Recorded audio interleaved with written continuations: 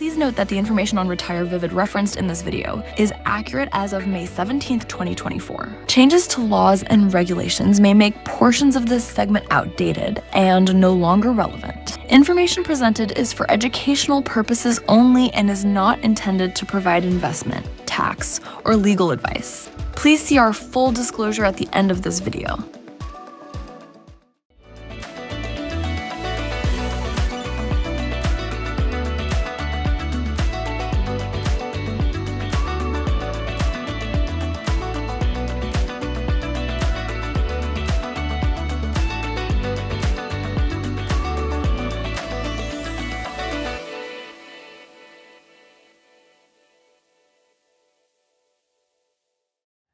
Welcome to Retire Vivid. I'm Karen McCarty. That's Tommy Breitbach. We're both financial advisors, and today is how to structure and also how to invest your portfolio in retirement. So we got a good segment for all of you today. Tommy, we work with a lot of people that are retired or close to retirement. That's our client, right? And they've worked extremely hard to get to their point, and most of their wealth is either in their home or their 401k IRA. But when you're building these plans for people, a lot of clients, they want a decent rate of return. They don't want to lose a lot, right? Which makes sense because when you're working, you're feeding these 401k plans. But when you retire, what we have is what we're walking into retirement with us. So that's why it's so important to be taking a look at your risk, the emotional end of investing, all of that, and why you work with an advisor. As somebody who's starting out investing, your goal is to accumulate and see where you're at in 20, 30 years.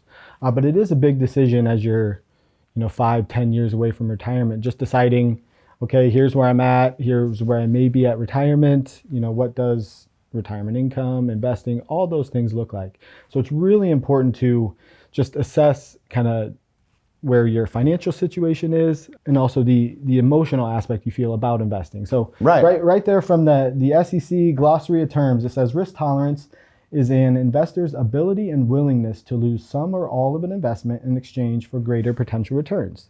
So your safer investments, tend to return less. Your more risky investments tend to return more, but it also comes with more downside. So the important piece within that being two components, the ability and willingness. Ability is kind of the financial situation. So what is your, income sources? What sort of income need do you have relative to your portfolio size, withdrawal rate? Right, which is helping build that plan and looking at all those other variables that go into your retirement plan, because money is a means to get us somewhere, right?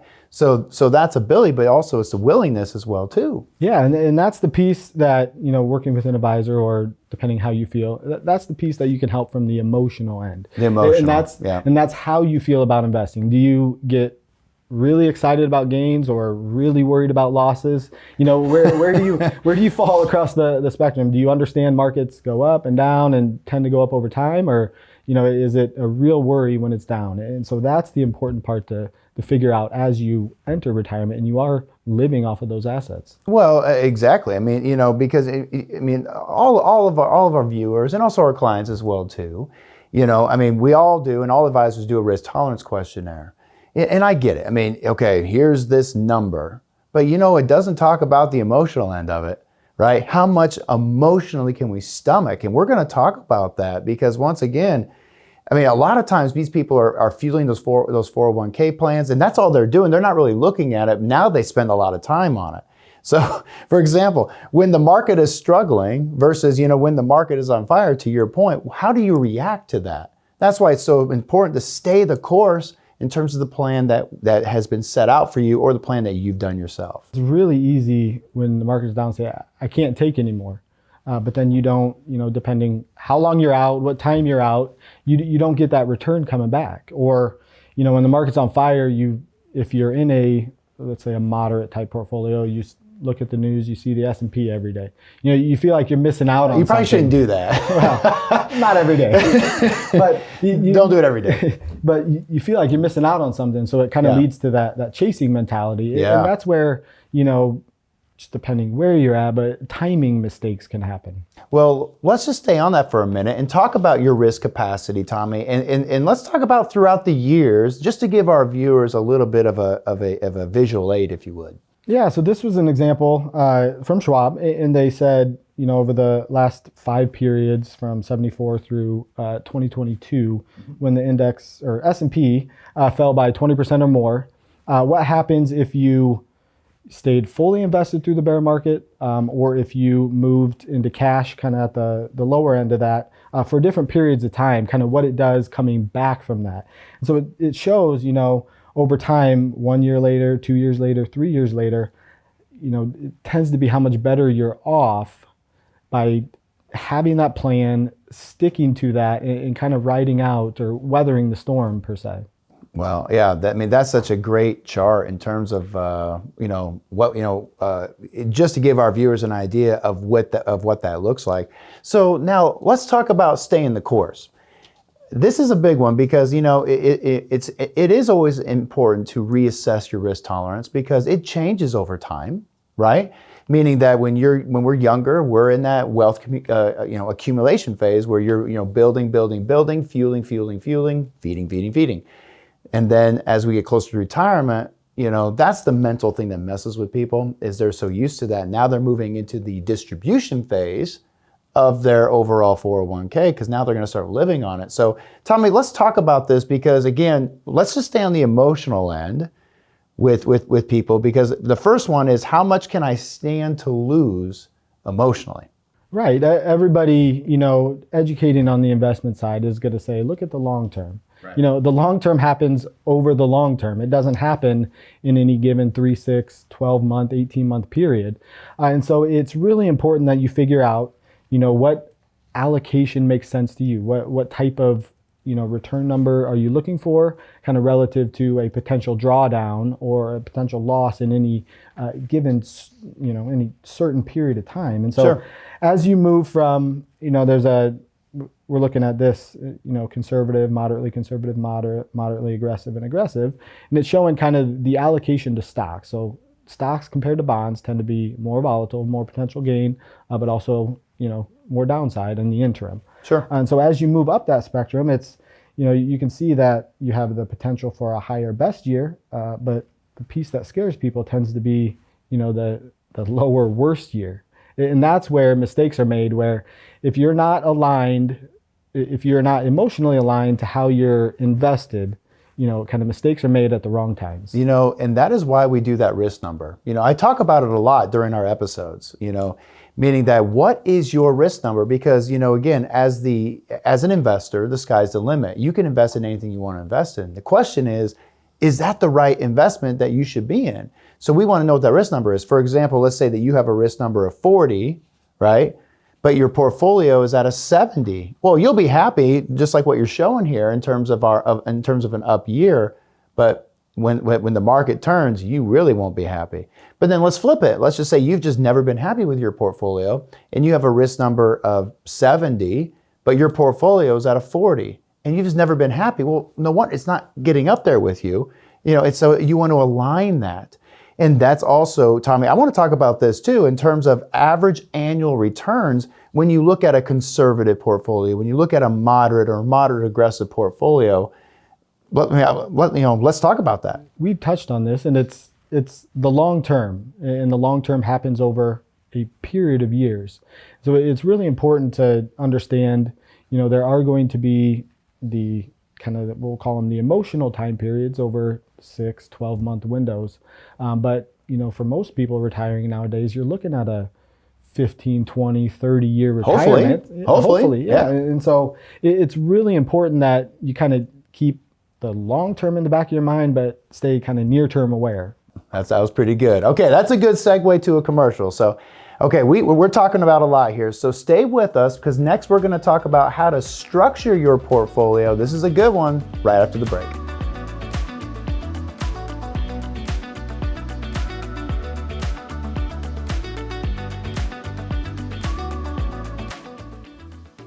Do you have questions about your retirement plan, or do you want to know if you are on the right track? We are here to help. Simply go to retirevivid.com or call the number below to schedule a 15-minute retirement review. You can speak with us about taxes, Social Security, your 401k, or any quick retirement questions at no cost to you. We are here to make retirement vivid. Schedule your 15-minute retirement review today. Welcome back. If you just joined us, we're talking about how to structure your portfolio. And we've also talked about investing a little bit in terms of guidance, if you would.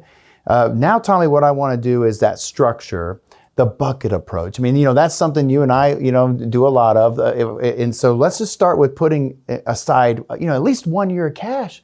We need to make sure we have that, especially during retirement. Right. And real quick, and getting into those numbers. So, different episode, different time. But different deal. It's having the plan, having the budget. Yep. It's really important. So if you're looking at, in retirement, your sources of income, are you lucky enough to have a pension? Do you have, right. Is your Social Security on, and then what kind of supplemental cash do you need beyond, those two kind of recurring sources to get you kind of through 1 year? And those are the kind of the needs and maybe a little bit of the wants. Well, it's also, Tommy, when you look at the first year of retirement, there's a lot going on. You know what I mean? Sometimes you retired and maybe you're waiting for a severance package, for example, that in terms of, what you may have received from the employer. Maybe you're waiting from a 401k distribution. Maybe you're waiting for Social Security. That's why you have to have this, because you don't want to feel like you're in a pinch waiting for something to come in. Right, and it's having, keeping the lights on, eating meals, the real important stuff, kind of having that 1 year of supplemental income for cash. Your second bucket is getting into the larger ticket items or something you may need over a shorter window. A short-term reserve fund. Yeah, a short-term reserve fund. So maybe something you're going to need over the next 1, 3, 4 years. Like a whatever car. it may be. Like a car. Yeah, life happens. Yeah. Life does happen. You need a new roof. You need that new car. Yep. You want to take the big trip or something. You retired, you're planning that big trip.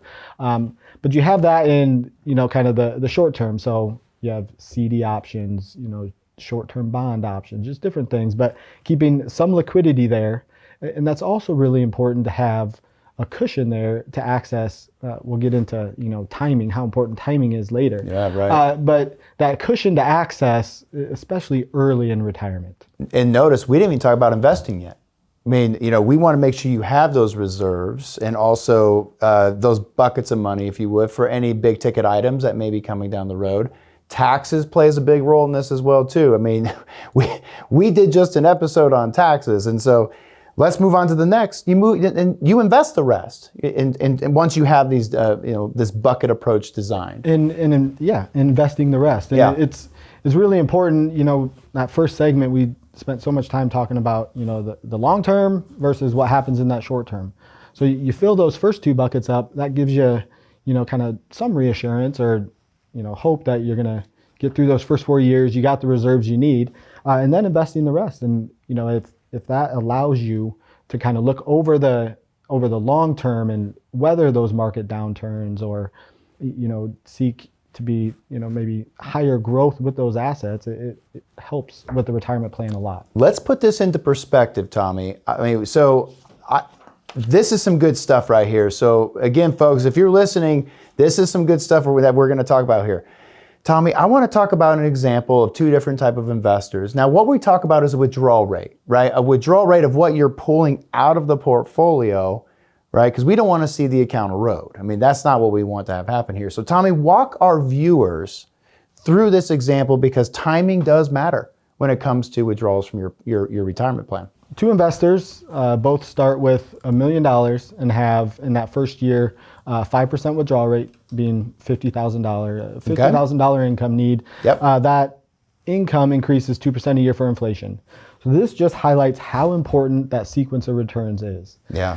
Very early in retirement, investor one, they lose $15% that first year. Decline, right? And it is in the first 2 years of retirement. Yeah, and it just 15% decline first 2 years.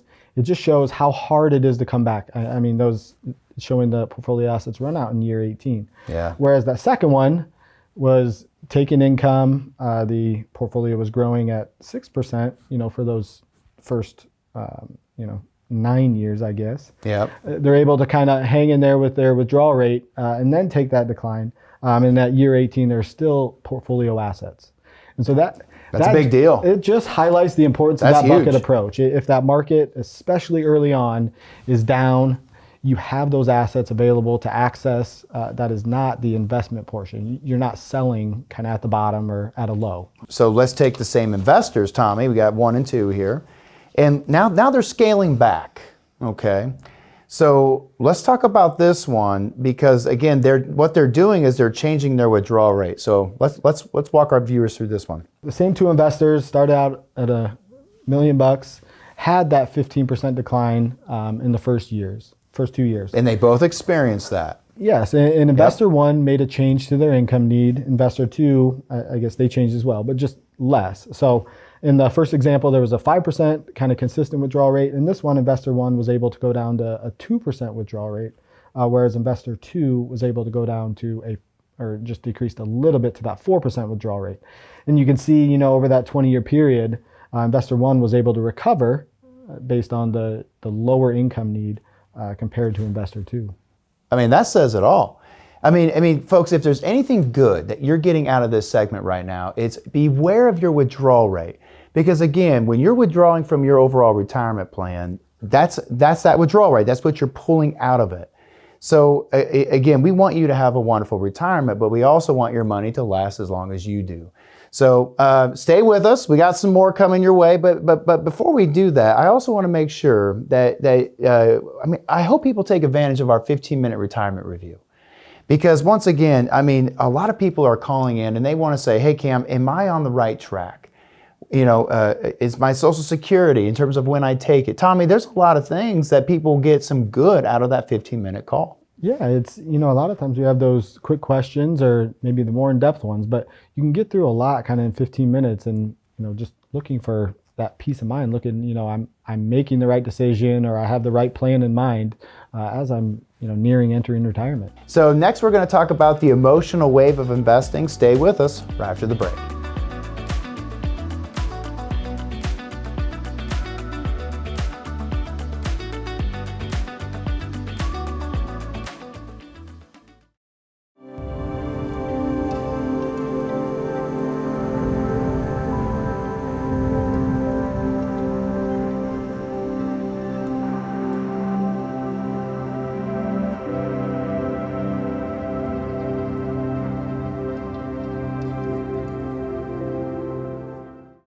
Welcome back. So we're talking about the cycle of emotions when it comes to investing, but more importantly, sticking to your plan. And I got some good survey here, or a really good survey that I want our viewers to see. Tommy, walk them through this in terms of the feedback, in terms of people that look at their accounts monthly versus annually. This is some good information. Yeah, it's individual client specific, and it's how you feel about looking at your account or looking at investment returns. So there's been several studies, but one of them was a study done on professional traders, and a segment of them received monthly feedback on how things were going, gains, losses.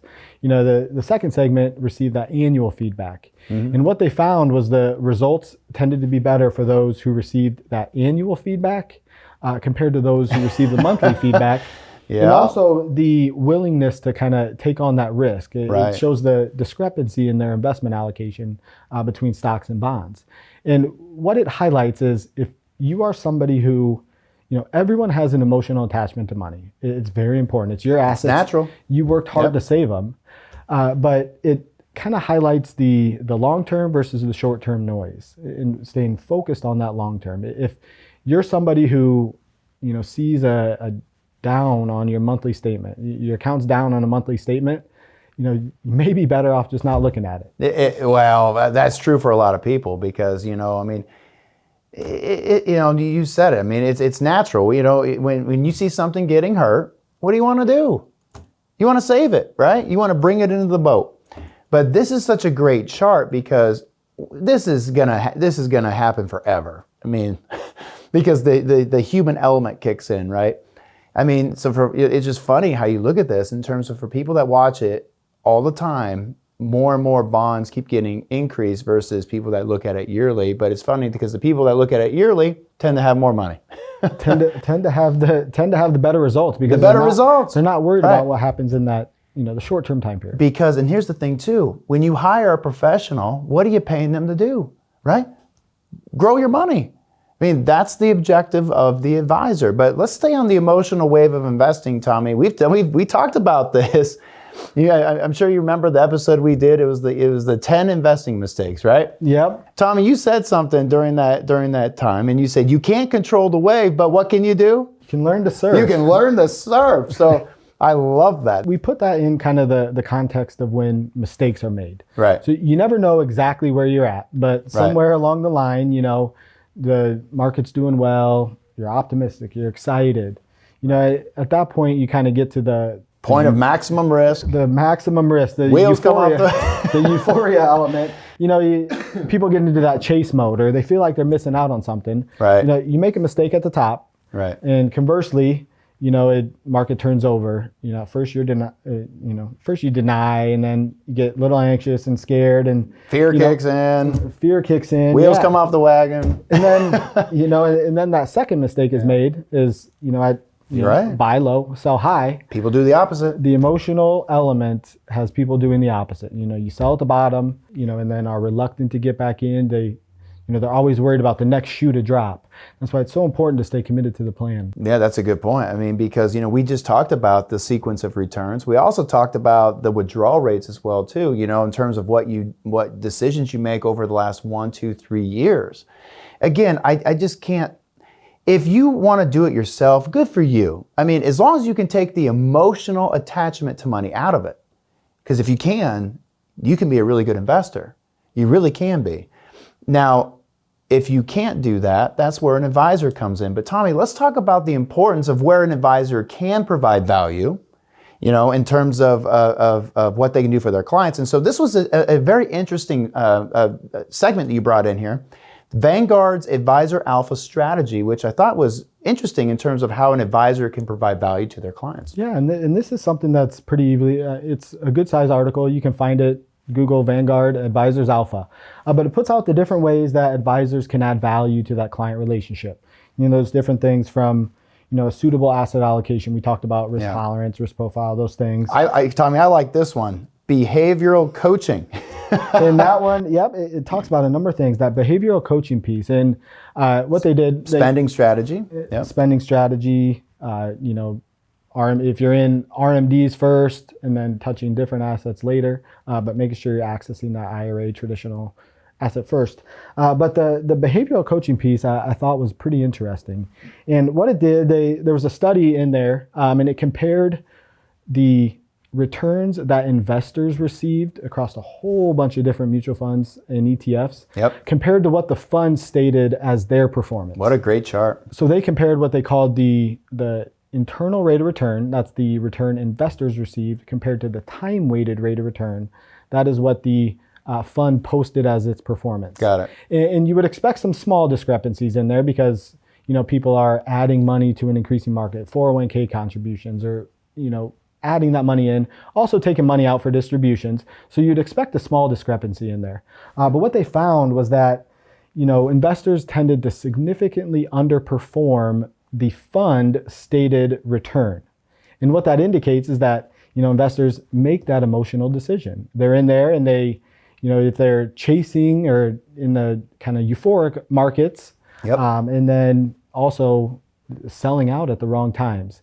And so you can see the graphic there on some of the different asset classes. You can see the large discrepancies, and especially during periods of market volatility. It has that the 1 year period in 2020. We had the COVID pandemic. Market was down significantly early in the year, and then responded quickly.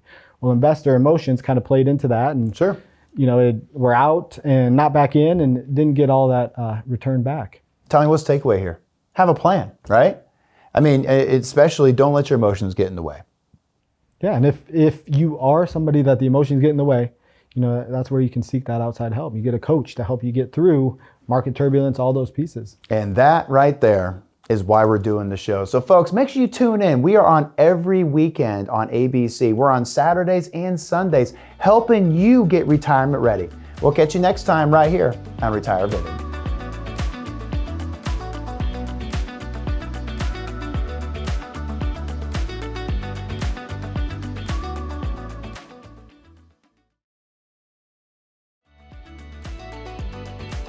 Cameron McCarty and Tommy Breitbach are investment advisor representatives of Vivid Wealth Management, a SEC-registered investment advisor located in Des Moines, Iowa. Investment advisory services are offered through Vivid Wealth Management, LLC. Insurance products and services are offered through Vivid Tax and Wealth Advisors, and individually licensed and appointed agents. Tax planning and preparation services are offered through Vivid Tax Center, LLC. The preceding entities are affiliated. Information presented is for educational purposes only and does not intend to make an offer or solicitation for the sale or purchase of any specific securities, investments, or investment strategies. Case studies and examples presented are hypothetical and used to demonstrate a concept. These studies do not represent actual clients or results. Similar or even positive results cannot be guaranteed. None of the entities above are affiliated or endorsed by the Social Security Administration or any government agency. Information expressed does not take into account your specific situation or objectives, and is not intended to provide investment,